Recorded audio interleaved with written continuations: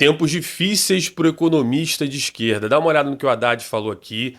Ele está dizendo que sim, a gente está passando por uma crise agora, o negócio está ficando azedo, né? A gente está vendo o dólar disparar, a gente está vendo o Brasil ter dificuldade em atrair capital, né? A gente vai ter dificuldade em reduzir nossas taxas de juros, mas segundo o ministro é por culpa do cenário externo americano, né? Basicamente é porque os Estados Unidos está com dificuldade em controlar a sua inflação e isso vai atrasar a queda de juros e também para a crise geopolítica lá no Oriente Médio.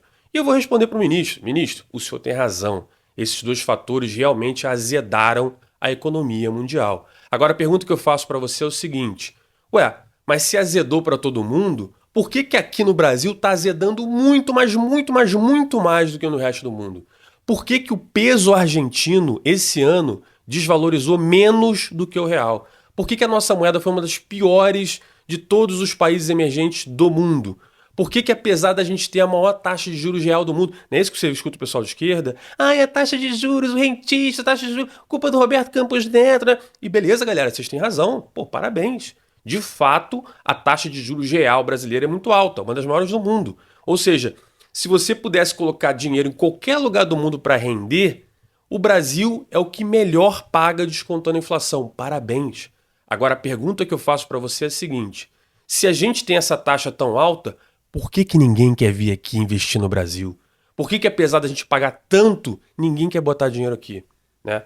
Então percebe que há problemas específicos desse país que estão fazendo com que a coisa seja pior aqui. E aí, inclusive, se você não segue no Instagram lá, eu botei no Stories ontem um vídeo em que no ano passado, em dezembro, início de dezembro, no dia que a bolsa bateu a máxima, no dia que o dólar estava lá embaixo, no dia que estava todo mundo falando que a economia do governo Lula estava indo bem, que não sei o que a bolsa ia dar recorde, tinha cara famoso da Faria Lima falando que o dólar ia a R$ 4, e o cara foi dar entrevista, o cara foi falar.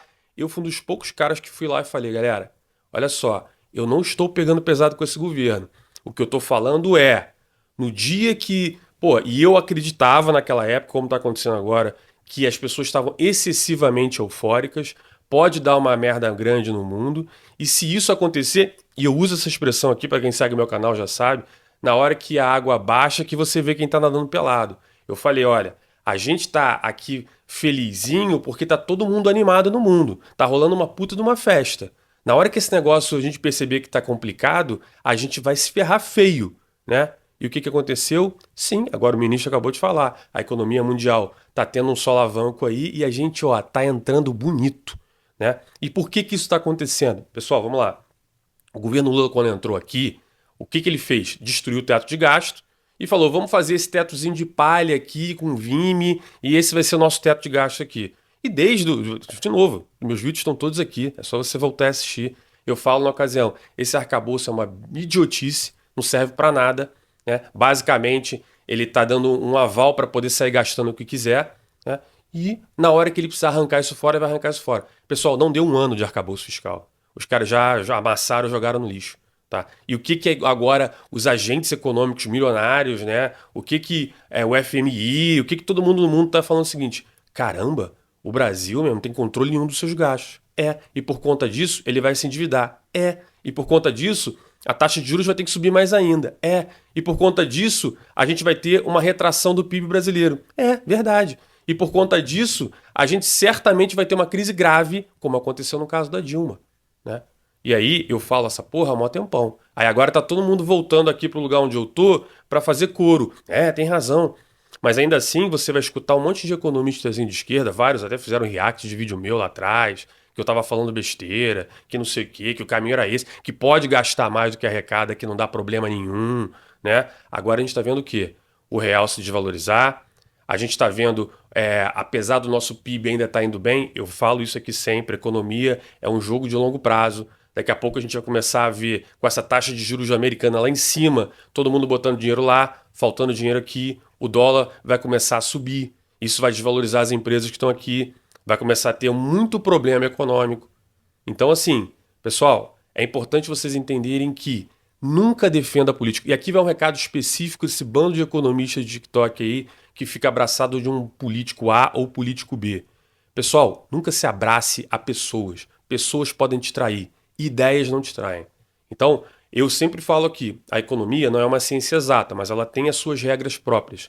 Então você precisa sempre analisar os fatos a partir dessas regras. E é isso que eu tento fazer aqui, analisar os fatos a partir dessas regras. Ora talvez eu bata num lado, ora eu bata no outro, mas o que está acontecendo aqui é claro, nós estamos descontrolados nas nossas contas. Em algum momento a gente tem que parar, botar a bola no chão e organizar, e esse momento vai ser muito complicado para o país. Porque, como aconteceu lá atrás na Dilma, teve uma hora que a gente bateu no muro. Teve recessão absurda, por conta disso todo mundo foi para a rua, derrubou o governo dela, e aí o Temer teve que vir passar um monte de reforma, o Bolsonaro teve que passar lá a reforma da Previdência, né? Então, percebe, o Brasil hoje tem que estar no caminho diametralmente oposto ao que ele está tendo hoje. Ao invés de aumentar os gastos, ele tem que reduzir os gastos. Ao invés de aumentar imposto, ele tem que reduzir imposto. Ao invés de você ficar contratando funcionário público, ficar gastando dinheiro à torta dada com um monte de PAC que não funciona, com um monte de obra que não funciona, a gente vai ter que inverter isso. A gente tem que vender empresas estatais, a gente tem que privatizar a economia, a gente tem que reduzir o Estado. Esse é o caminho. É o caminho da prosperidade, segundo o Paulo Guedes mesmo fala sempre. É a gente ter um Estado menor e mais leve para que você, que está me assistindo, possa empreender. Para que a empresa que você trabalha possa crescer. Né? E assim a economia sai do buraco que a gente está. Beleza? Se você gostou, curte, comenta aqui, compartilha. Pessoal, especialmente, segue o canal, tem vários vídeos aí com 1 milhão de views e tal. Isso peço que me ajude a refletir também, seguindo aqui o canal. E vejo você na próxima.